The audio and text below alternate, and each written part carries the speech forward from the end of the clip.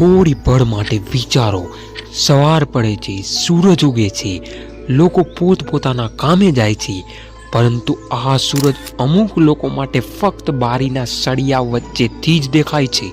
બહારના લોકો પોતપોતાના સપનાઓ પૂરા કરવા માટે દોડતા હોય છે, પરંતુ જેલની અંદર રહેલા લોકો માટે રાત અને દિવસ આ બધું જ સરખું છે. આમ તો ગુજરાતમાં દિવસે ને દિવસે ગુનાઓ વધી રહ્યા છે અને ગુનાઓ પર કંટ્રોલ કરવા માટે કડકમાં કડક કાર્યવાહી કરવી પણ જરૂરી છે. તો શું તમે એ જાણો છો કે જેલની અંદર રહેલા લોકોની હાલત કેવી હોય છે? જેલની અંદર કેવું ખાવાનું આપવામાં આવે છે? સૂવા માટે કેવી સુવિધા હોય છે? શું આપણે ફિલ્મોમાં જોઈએ એવી રીતે જેલનો અલગ ડ્રેસ આપવામાં આવે છે કે નહીં?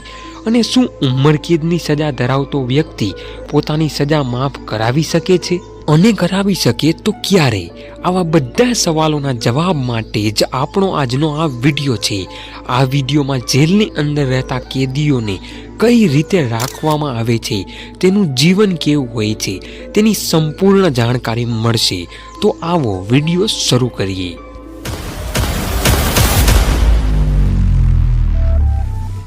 ગુજરાતમાં સેન્ટ્રલ જેલ, ડિસ્ટ્રિક્ટ જેલ અને સબ જેલ આ બધી મળી કુલ 32થી પણ વધુ જેલો આવેલી છે.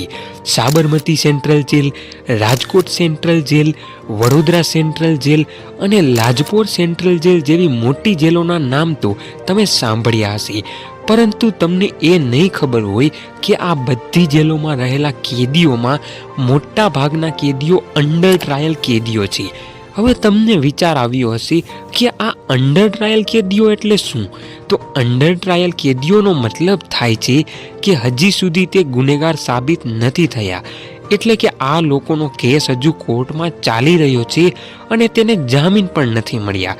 એવા લોકોને પણ જેલમાં રાખવામાં આવે છે. હવે જેલની અંદરની જો વાત કરીએ તો જેલની અંદર ખૂબ ઓછા પોલીસવાળાઓ જોવા મળે છે. જેલની બહાર જ વધારે પડતા પોલીસવાળાઓ હોય છે, કારણ કે જેલની અંદર તમામ કામ કેદીઓને જાતે જ કરવાના હોય છે. હવે જો કપડાની વાત કરીએ તો જે કેદીને લાંબા સમય સુધીની સજા પડી હોય તે જ કેદીને જેલના અલગ કપડાં અને બિલ્લા આપવામાં આવે છે. જે બિલ્લામાં એક નંબર લખેલો હોય છે, એટલે કે 10-15 દિવસ અથવા મહિનાની સજા કાપવા આવેલ કેદીને કોઈ પણ પ્રકારના અલગ કપડાં કે બિલ્લો આપવામાં આવતો નથી. હવે આવીએ સૌથી કડવી હકીકત પર. હવે જો જમવાની વાત કરીએ તો જેલની અંદર 3 ટાઈમ જમવાનું આપવામાં આવે છે અને અંદાજિત એક કેદી પાછળ લગભગ 50થી 60 રૂપિયાનો ખર્ચ જમવા પાછળ કરવામાં આવે છે. સવારે 7 વાગે તમામ કેદીઓને ચા ફરજિયાત આપવામાં આવે છે. સાથે નાસ્તામાં બિસ્કિટ અથવા તો ચણા જેવો નાસ્તો આપવામાં આવે છે. પરંતુ જેલની અંદર નાસ્તો મળવો એ નસીબની વાત છે, બાકી ચા મળી જાય. ત્યારબાદ 11થી 12 વાગ્યાની વચ્ચે બપોરનું જમવાનું આવે છે, જેમાં 4 રોટલી, દાળ ભાત અને શાકનો સમાવેશ થાય છે. હવે તમે એવું ન વિચારતા કે બધું જેલની અંદર મળે તો છે એટલે અંદર જલસા જ છે. ના ભાઈ ના, એવું નથી. આ જેટલું પણ ખાવાનું આવે છે તેમાં સ્વાદ હોતો નથી. પાણી જેવી દાળ, કઠણ પાણા જેવી રોટલી અને સ્વાદ વગરનું શાક. જો તમને ન ભાવતું હોય તો પણ પરાણે ખાવું પડે. હવે જો રાતની વાત કરીએ તો રાત્રે 5 રોટલી, શાક અને દાળ આ જ રીતનું જમવાનું હોય છે. અને આ સિવાય જેલની અંદર કેન્ટીન પણ હોય છે. જો કોઈ કેદીને કેન્ટીનમાંથી અથવા તો જેલની બહારથી ખાવાનું મંગાવવું હોય તો જેલર પાસે લખાવીને મંગાવી શકે છે, પરંતુ જેલના નિયમ અનુસાર વારંવાર બહારથી ખાવાનું મંગાવી શકાતું નથી અને કેદીઓને પોતાના જમવા માટેના વાસણો જાતે જ ખરીદવા પડે છે અને જમ્યા બાદ જાતે જ સાફ કરવા પડે છે. હવે જેલની કેન્ટીનમાંથી જમવાનું મંગાવવું હોય તો તેના માટે પૈસા આપવા પડે છે. હવે તમે વિચારતા હશો કે શું જેલની અંદર પૈસા હોય? હા, જેલની અંદર કેદીઓ પાસે પૈસા હોય છે, પરંતુ તે પૈસા તેનું એક અલગ ખાતું હોય છે તેમાં હોય છે અને આ ખાતું અધિકારીઓ સંભાળતા હોય છે અને તેની પણ અલગ અલગ લિમિટો નક્કી કરેલી હોય છે, જેમ કે 2000, 5000 વગેરે. તેથી વધારે પૈસા રાખી શકાતા નથી.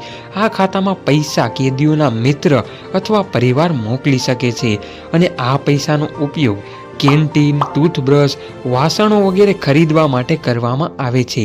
તે સિવાય પણ કેદી જેલમાં અલગ અલગ કામો કરતો હોય તેમાં તેને અમુક રૂપિયા પગાર પેટે ચૂકવાતા હોય છે. પરંતુ આપણે જે રૂપિયા બહાર જોઈએ છીએ તે રૂપિયા અંદર ચાલતા નથી.